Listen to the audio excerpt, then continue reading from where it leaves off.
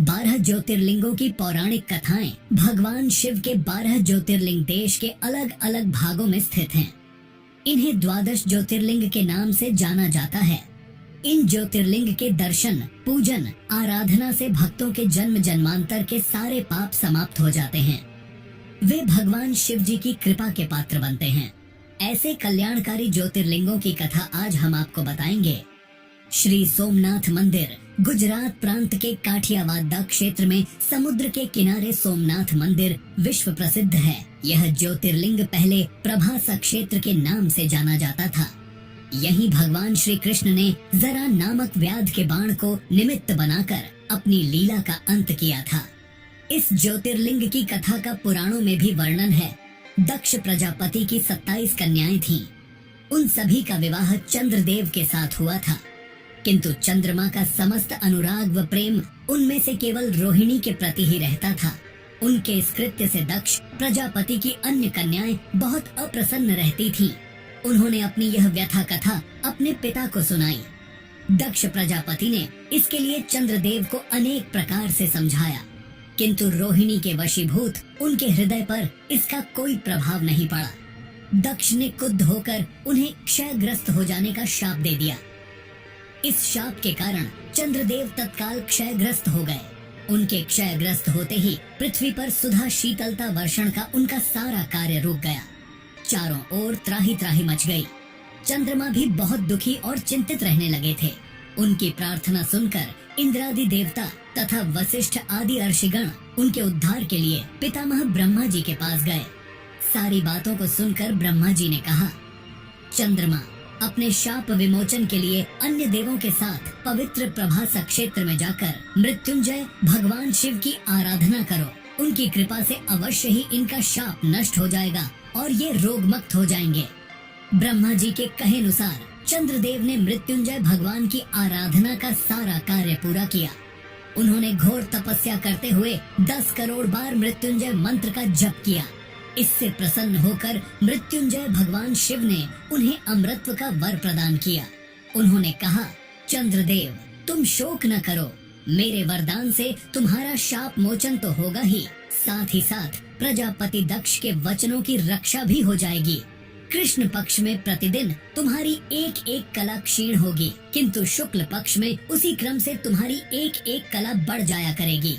इस प्रकार प्रत्येक पूर्णिमा को तुम्हें पूर्ण चंद्रत्व प्राप्त होता रहेगा। चंद्रमा को मिलने वाले इस वरदान से सारे लोकों के प्राणी प्रसन्न हो उठे।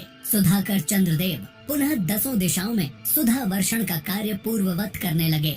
शाप मुक्त होकर चंद्रदेव ने अन्य देवताओं के साथ मिलकर मृत्युंजय भगवान से प्रार्थना की कि आप माता पार्वती जी के साथ सदा के लिए प्राणों के उद्धारार्थ यहाँ निवास करें। भगवान शिव उनकी इस प्रार्थना को स्वीकार करके ज्योतिर्लिंग के रूप में माता पार्वती जी के साथ तभी से यहाँ रहने लगे। पावन प्रभास क्षेत्र में स्थित इस सोमनाथ ज्योतिर्लिंग की महिमा महाभारत, श्रीमद् भागवत तथा स्कंद पुराण आदि में विस्तार से बताई गई है। चंद्रमा का एक नाम सोम भी है। उन्होंने भगवान शिव को ही अपना नाथ स्वामी मानकर यहाँ तपस्या की थी, इसलिए इस ज्योतिर्लिंग को सोमनाथ कहा जाता है। श्री मल्लिकार्जुन आंध्र प्रदेश में कृष्णा नदी के तट पर दक्षिण का कैलाश कहे जाने वाले श्री शैल पर्वत पर श्री मल्लिकार्जुन ज्योतिर्लिंग स्थित है।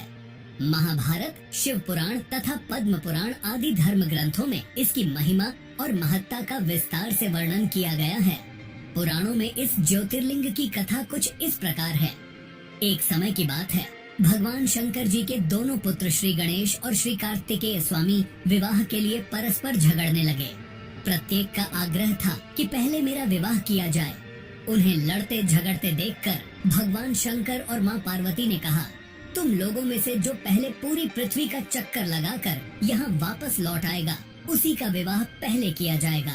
माता पिता की यह बात सुनकर श्री कार्तिकेय स्वामी तो अपने वाहन मोर पर विराजित हो तुरंत पृथ्वी के चक्कर लगाने के लिए दौड़ पड़े। गणेश जी के लिए तो यह कार्य बड़ा ही कठिन था। एक तो उनकी काया स्थूल थी, दूसरे उनका वाहन भी मूषक चूहा था। भला वे दौड़ में स्वामी कार्तिकेय की बराबरी किस प्रकार कर पाते। लेकिन उनकी काया जितनी स्थूल थी, बुद्धि उसी के अनुपात में सूक्ष्म और तीक्ष्ण थी। उन्होंने पृथ्वी की परिक्रमा का एक सुगम उपाय खोज निकाला। सामने बैठे माता पिता का पूजन करने के पश्चात उनकी 7 बार परिक्रमा करके उन्होंने पृथ्वी के चक्कर न लगाकर माता पिता के चक्कर लगाकर कार्य पूरा कर लिया। उनका यह कार्य शास्त्रानुमोदित था। पूरी पृथ्वी का चक्कर लगाकर स्वामी कार्तिकेय जब तक लौटे तब तक श्री गणेश जी का रिद्धि और सिद्धि नाम वाली 2 कन्याओं के साथ विवाह हो चुका था और उन्हें क्षेम तथा लाभ नामक 2 पुत्र भी प्राप्त हो चुके थे। यह सब देखकर स्वामी कार्तिकेय अत्यंत रुष्ट होकर क्रौंच पर्वत पर चले गए। माता पार्वती वहां उन्हें मनाने पहुंची। जब कार्तिक को पता चला कि उनकी माता पिता यहाँ आने वाले हैं, तो कार्तिक वहाँ से दूसरी जगह चले गए। जिस स्थान में माता पार्वती और भगवान शिव ने अपने पुत्र की प्रतीक्षा की थी, उसे अब श्री सेलम के नाम से जाना जाता है। उन्होंने अपने पुत्र से परेशान होकर उन्होंने एक ज्योतिर्लिंग का रूप धारण किया और वहीं रहने लगे और तब से मल्लिकार्जुन ज्योतिर्लिंग के नाम से प्रख्यात हुए। मल्लिका का अर्थ है पार्वती और अर्जुना का अर्थ है शिव। इस मल्लिकार्जुन शिवलिंग का दर्शन पूजन एवं अर्चन करने वाले भक्तों की सभी सात्विक मनोकामनाएं पूर्ण हो जाती हैं। दैहिक, दैविक, भौतिक सभी प्रकार की बाधाओं से वे मुक्त हो जाते हैं। श्री महाकालेश्वर यह परम पवित्र ज्योतिर्लिंग मध्य प्रदेश के उज्जैन नगर में है। क्षिप्रा नदी के तट पर स्थित उज्जैन प्राचीन काल में उज्जैनी के नाम से विख्यात था। इसे अवंतिकापुरी भी कहते थे। यह भारत की परम पवित्र सप्तपुरियों में से एक है। महाभारत, शिव पुराण एवं स्कंद पुराण में महाकाल ज्योतिर्लिंग की महिमा का पूरे विस्तार के साथ वर्णन किया गया है। इस ज्योतिर्लिंग के विषय में एक कथा इस प्रकार कही जाती है। किसी समय अवंतिकापुरी में वेद पाठी तपोनिष्ठ एक अत्यंत तेजस्वी ब्राह्मण रहते थे। एक दिन दूषण नामक एक अत्याचारी असुर उनकी तपस्या में विघ्न डालने के लिए वहाँ आया। ब्रह्मा जी से वर प्राप्त कर वह बहुत शक्तिशाली हो गया था। उसके अत्याचार से चारों ओर त्राही त्राही मची हुई थी। ब्राह्मण को कष्ट में देखकर प्राणी मात्र का कल्याण करने वाले भगवान शंकर वहाँ प्रकट हो गए। उन्होंने एक हुंकार मात्र से उस दारुण अत्याचारी दानव को वहीं जलाकर भस्म कर दिया। ब्राह्मणों ने महादेव से यहीं विराजमान होने के लिए प्रार्थना की। ब्राह्मणों के निवेदन से प्रसन्न होकर शिव जी यहाँ महाकालेश्वर ज्योतिर्लिंग के रूप में वास करने लगे। भगवान वहाँ हुंकार सहित प्रकट हुए, इसीलिए उनका नाम महाकाल पड़ गया। इसीलिए परम पवित्र ज्योतिर्लिंग को महाकाल के नाम से जाना जाता है। भगवान शिव समय यानी काल के अंत तक यहीं रहेंगे, इसलिए भी इन्हें महाकाल कहा जाने लगा। श्री ओंकारेश्वर यह ज्योतिर्लिंग मध्य प्रदेश में पवित्र नर्मदा नदी के तट पर ओम आकर के पर्वत पर स्थित है। इस स्थान पर नर्मदा के 2 धाराओं में विभक्त हो जाने से बीच में एक टापू सा बन गया है। इस टापू को मानधाता पर्वत या शिवपुरी कहते हैं। नदी की एक धारा इस पर्वत के उत्तर और दूसरी दक्षिण होकर बहती है। दक्षिण वाली धारा ही मुख्य धारा मानी जाती है। इसी मानधाता पर्वत पर श्री ओंकारेश्वर ज्योतिर्लिंग का मंदिर स्थित है। पूर्व काल में महाराज मानधाता ने इसी पर्वत पर अपनी तपस्या से भगवान शिव को प्रसन्न किया था। इसी से इस पर्वत को मानधाता पर्वत कहा जाने लगा। इस ओंकारेश्वर ज्योतिर्लिंग के 2 स्वरूप हैं। एक को ममलेश्वर के नाम से जाना जाता है। यह नर्मदा के दक्षिण तट पर ओंकारेश्वर से थोड़ी दूर हटकर है। पृथक होते हुए भी दोनों की गणना एक ही में की जाती है। शिवलिंग के 2 स्वरूप होने की कथा पुराणों में इस प्रकार है। एक बार विंध्य ने पार्थिव अर्चना के साथ भगवान शिव की 6 मास तक कठिन उपासना की। उनकी इस उपासना से प्रसन्न होकर शंकर जी वहाँ प्रकट हुए। उन्होंने विंध्य को उनके मनोवांछित वर प्रदान किए। विंध्याचल की इस वर प्राप्ति के अवसर पर वहाँ बहुत से ऋषिगण और मुनि भी पधारे। उनकी प्रार्थना पर शिव जी ने अपने ओंकारेश्वर के 2 भाग किए। एक का नाम ओंकारेश्वर और दूसरे का ममलेश्वर पड़ा। दोनों लिंगों का स्थान और मंदिर पृथक होते भी दोनों की सत्ता और स्वरूप को एक ही माना गया है। ओंकारेश्वर शिव भगवान का अकेला ऐसा मंदिर है जहां रोज गुप्त आरती होती है। इस दौरान पुजारियों के अलावा कोई भी गर्भगृह में नहीं जा सकता। शिव पुराण में इस ज्योतिर्लिंग की महिमा का विस्तार से वर्णन किया गया है। श्री ओंकारेश्वर और श्री ममलेश्वर के दर्शन का पुण्य बताते हुए नर्मदा स्नान के पावन फल का भी वर्णन किया गया है। श्री केदारनाथ यह ज्योतिर्लिंग पर्वतराज हिमालय की केदार नामक चोटी पर स्थित है। पुराणों एवं शास्त्रों में श्री केदारेश्वर ज्योतिर्लिंग की महिमा का वर्णन बारंबार किया गया है। इस चोटी के पश्चिम भाग में पुण्यमती मंदाकिनी नदी के तट पर स्थित श्री केदारेश्वर महादेव का मंदिर अपने स्वरूप से ही हमें धर्म और अध्यात्म की ओर बढ़ने का संदेश देता है। चोटी के पूर्व में अलकनंदा के सुरम्य तट पर बद्रीनाथ का परम प्रसिद्ध मंदिर है। अलकनंदा और मंदाकिनी ये दोनों नदियां नीचे रुद्रप्रयाग में आकर मिल जाती हैं। दोनों नदियों की यह संयुक्त धारा और नीचे देवप्रयाग में आकर भागीरथी गंगा से मिल जाती हैं। इस प्रकार परम पावन गंगा जी में स्नान करने वालों को भी श्री केदारेश्वर और बद्रीनाथ के चरणों को धोने वाले जल का स्पर्श सुलभ हो जाता है। कहा जाता है कि यह मंदिर समुद्र तट से लगभग 12,000 फीट की ऊंचाई पर स्थित है। सर्दियों में मौसम की खराब स्थिति के कारण यह मंदिर साल में 6 महीना के लिए खुला रहता है।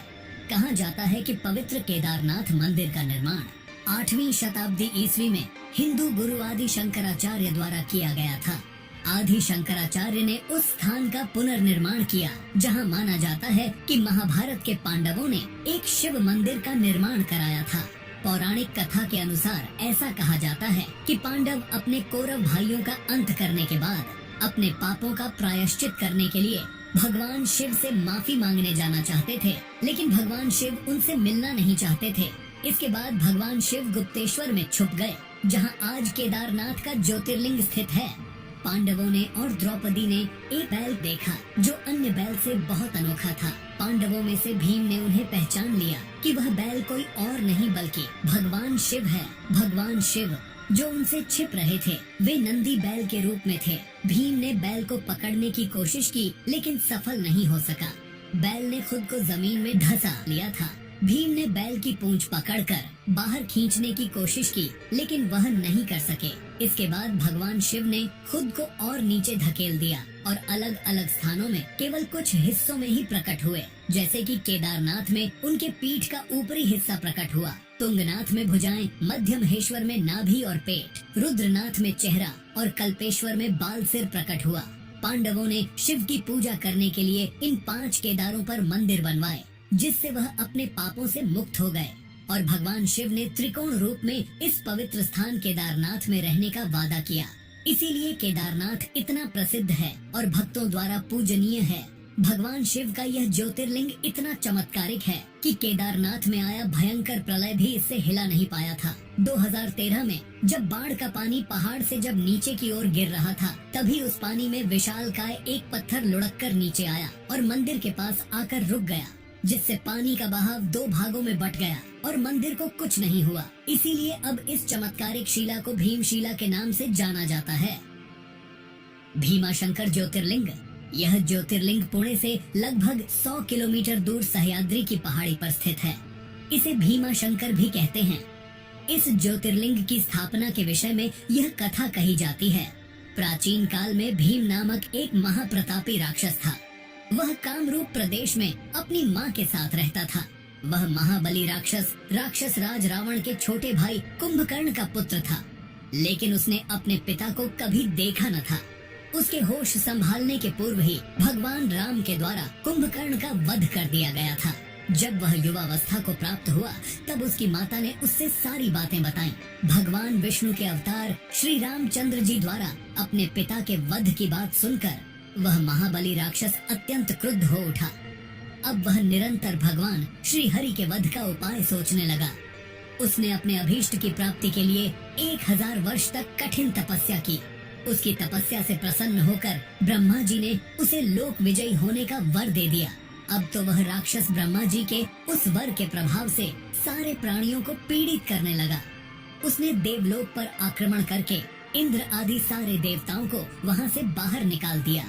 पूरे देवलोक पर अब भीम का अधिकार हो गया। उसने कामरूप के परम शिव भक्त राजा सुदक्षिण पर आक्रमण करके उन्हें मंत्रियों अनुचरों सहित बंदी बना लिया। इस प्रकार धीरे धीरे उसने सारे लोकों पर अपना अधिकार जमा लिया। उसके अत्याचार से वेदों, पुराणों, शास्त्रों और स्मृतियों का सर्वत्र एकदम लोप हो गया। वह किसी को कोई भी धार्मिक कृत्य नहीं करने देता था। इस प्रकार यज्ञ, दान, तप आदि के सारे काम एकदम रुक गए। भीम के अत्याचार की भीषणता से घबराकर ऋषि मुनि और देवगण भगवान शिव की शरण में गए और उनसे अपना तथा अन्य सारे प्राणियों का दुख कहा। उनकी यह प्रार्थना सुनकर भगवान शिव ने कहा, मैं शीघ्र ही उस अत्याचारी राक्षस का संहार करूंगा। उसने मेरे प्रिय भक्त कामरूप नरेश को भी सेवकों सहित बंदी बना लिया है। कामरूप अपने सामने पार्थिव शिवलिंग रखकर अर्चना कर रहे थे। उन्हें ऐसा करते देख क्रोधोन्मत्त होकर राक्षस भीम ने अपनी तलवार से उस पार्थिव शिवलिंग पर प्रहार किया, किंतु उसकी तलवार का स्पर्श उस लिंग से हो भी नहीं पाया कि उसके भीतर से साक्षात शंकर जी वहाँ प्रकट हो गए। उन्होंने अपनी हुंकार मात्र से उस राक्षस को वहीं जलाकर भस्म कर दिया। भगवान शिव जी का यह अद्भुत कृत्य देखकर सारे ऋषि मुनि और देवगण वहाँ एक होकर उनकी स्तुति करने लगे। लोगों ने भगवान शिव से प्रार्थना की कि महादेव, आप लोक कल्याणार्थ अब सदा के लिए यहीं निवास करें। यह क्षेत्र शास्त्रों में अपवित्र बताया गया है। आपके निवास से यह परम पवित्र पुण्य क्षेत्र बन जाएगा। भगवान शिव ने सबकी यह प्रार्थना स्वीकार कर ली। वहाँ वह ज्योतिर्लिंग के रूप में सदा के लिए निवास करने लगे। उनका यह ज्योतिर्लिंग भीमेश्वर के नाम से विख्यात हुआ। काशी विश्वनाथ ज्योतिर्लिंग। काशी विश्वनाथ मंदिर भारत के उत्तर प्रदेश के वाराणसी शहर में पवित्र गंगा नदी के तट पर स्थित है। वाराणसी भारत में सबसे लंबे समय तक रहने वाले शहरों में से एक है, जिसे बनारस या काशी के नाम से भी जाना जाता है, और ये भारत के साथ सबसे पवित्र शहरों में से एक है और कई महत्वपूर्ण हिंदू मंदिरों का घर है। बनारस को एक ऐसे जगह के रूप में भी जाना जाता है जहां आयुर्वेद और योग परंपरा के निर्माता पतंजलि रहते थे और शिक्षा देते थे। ये एक महत्वपूर्ण बौद्ध शहर भी है, क्योंकि कहा जाता है कि बुद्ध ने अपना पहला उपदेश यही दिया था। इस पवित्र शहर में गंगा नदी के किनारे कई घाट हैं, लेकिन सबसे बढ़कर ये भगवान शिव का शहर है। कहा जाता है कि भगवान शिव चाहेंगे वो ही लोग यहाँ आ सकेंगे। ये मोक्ष प्राप्त करने और जन्म और मृत्यु के चक्र से मुक्त होने के लिए सबसे महत्वपूर्ण तीर्थ स्थलों में से एक है। ऐसा माना जाता है कि काशी विश्वनाथ पहला ज्योतिर्लिंगो है जो पृथ्वी को तोड़कर आकाश तक चमका, और ऐसा करके उसने अन्य सभी देवताओं पर अपना वर्चस्व स्थापित किया। इस मंदिर में ज्योतिर्लिंग के साथ शक्तिपीठ भी है। इस मंदिर में शिव को विश्वेश्वर के नाम से भी जाना जाता है, जिसका अर्थ है ब्रह्मांड का शासक। इस ज्योतिर्लिंग की उत्पत्ति के बारे में सिर्फ पुराण में एक कथा का उल्लेख है। एक बार सृष्टि के रचयिता ब्रह्मा और सृष्टि के पालनकर्ता भगवान विष्णु के बीच अपने सर्वोच्चता को लेकर बहस हुई।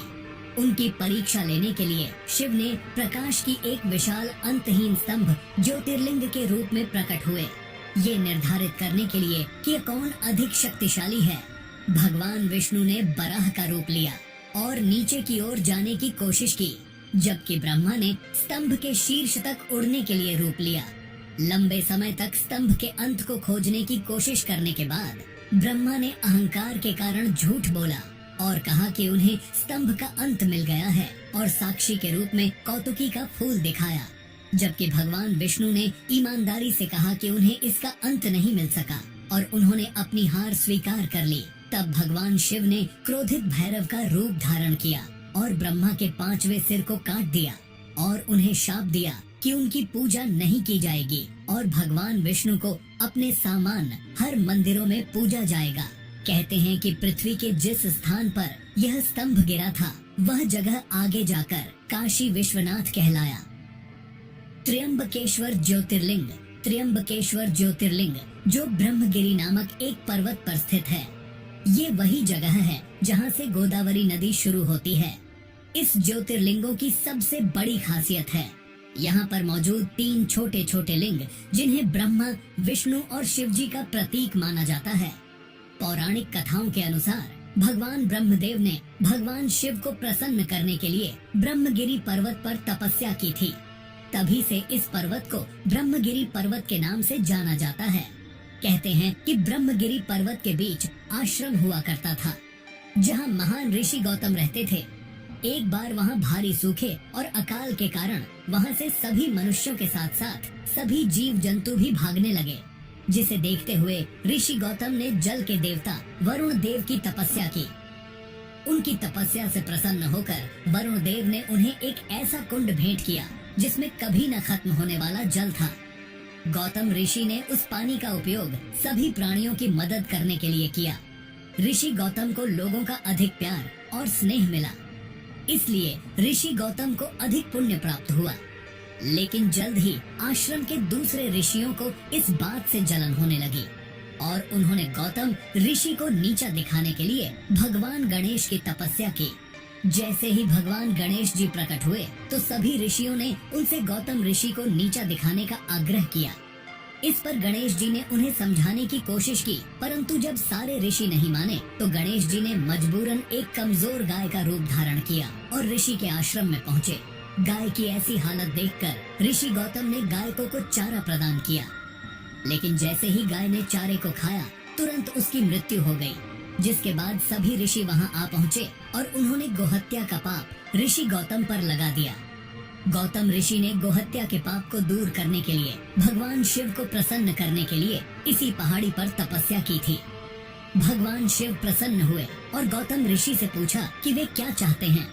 गौतम ऋषि गाय के हत्या के पाप को दूर करने के लिए माता गंगा के जल में स्नान करना चाहते थे।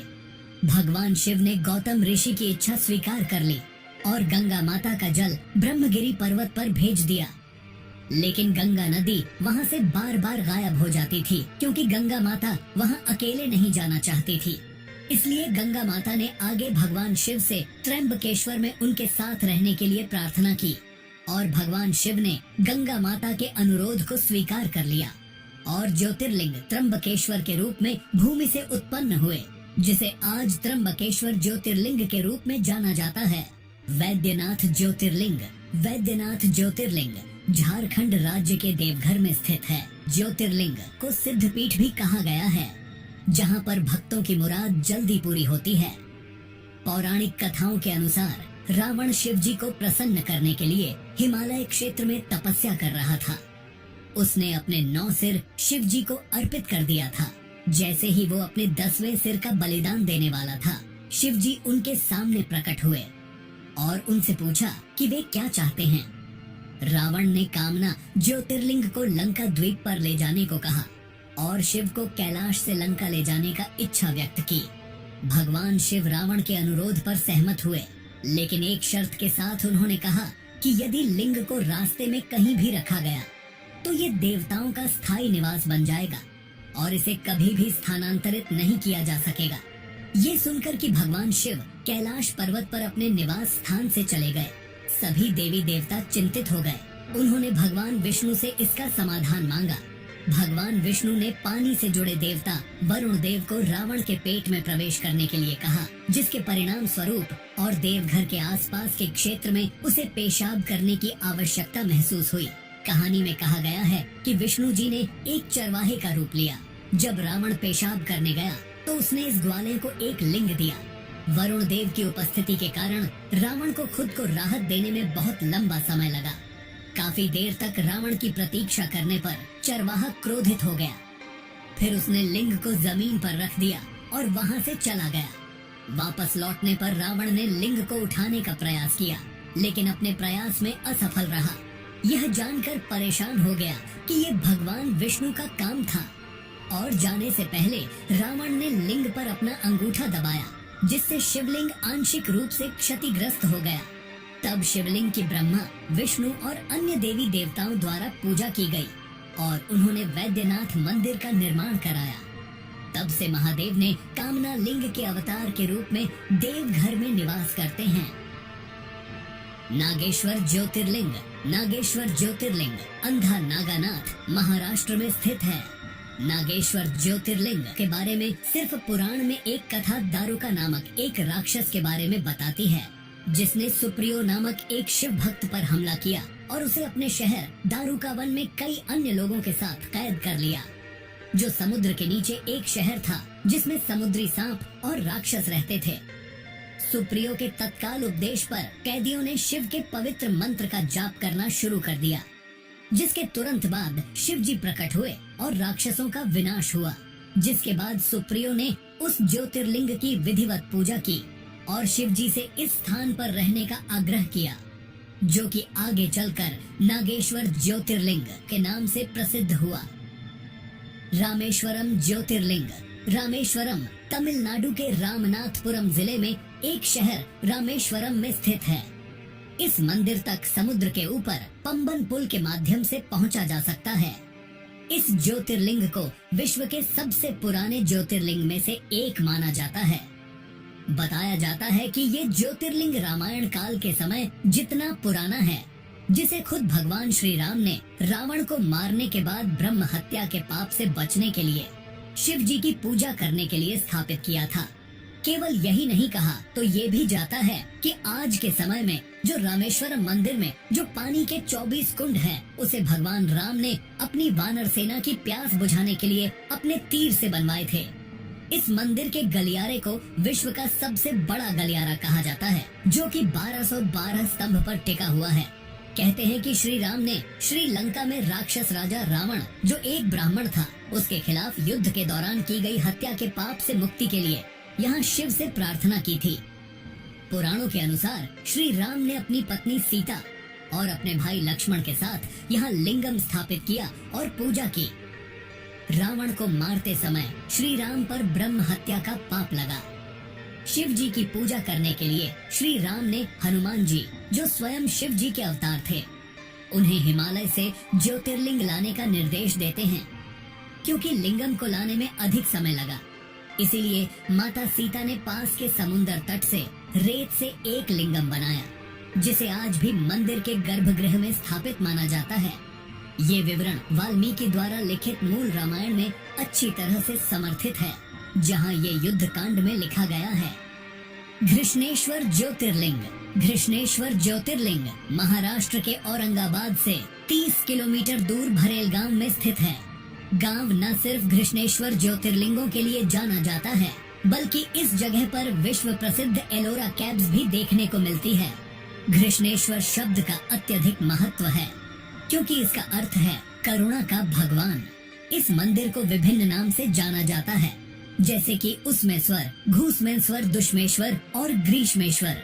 कहानी ये है कि शिवालय गांव में सुधर्मा नामक एक ब्राह्मण था, जो अपनी पत्नी सुधैया के साथ देवगिरी पहाड़ों में रहते थे। ये दंपति निसंतान थे, इसलिए सुधैया ने अपनी छोटी बहन घुसमा का विवाह अपने पति से कर दिया। अपनी बहन की सलाह पर घुसमा प्रतिदिन 101 लिंग बनाती, उसकी पूजा करती और पास के झील में विसर्जित कर देती। आखिरकार उसे एक बच्चे का आशीर्वाद मिला। समय के साथ सुधैया अपनी बहन से ईर्ष्या होने लगी और उसने घुसमा के पुत्र की हत्या कर दी और उसे उसी झील में फेंक दिया, जहां उसकी बहन लिंग को विसर्जित करने जाती थी। हालांकि घुसमा की बहन ने उसे बताया कि उसके बेटे की हत्या में सुधैया का हाथ था। घुसमा ने भगवान शिव की दया पर पूरा भरोसा करते हुए अपने दैनिक अनुष्ठान जारी रखा और अपने विश्वास के उपरांत जब वो लिंग को विसर्जित करने गई, तो उसने अपने बेटे को अपनी ओर आता हुआ देखा। भगवान शिव उनके सामने प्रकट हुए और उसे उसकी बहन के घृणित कार्यों के बारे में बताया। घुसमा ने भगवान शिव से अपनी बहन को क्षमा करने का अनुरोध किया। प्रसन्न होकर भगवान शिव ने उन्हें वरदान दिया। घुसमा ने भगवान शिव से यही रुकने का आग्रह किया। यही कारण है कि भगवान शिव यहाँ स्वयं ज्योतिर्लिंग के रूप में प्रकट हुए। तो ये थे भारत के 12 प्रमुख ज्योतिर्लिंगों के बारे में जानकारी। अगर आपको यह वीडियो अच्छा लगा तो लाइक करें, अपने दोस्तों के साथ इसे शेयर करें और चैनल को भी सब्सक्राइब कर लीजिए ऐसी ही और वीडियो देखने के लिए।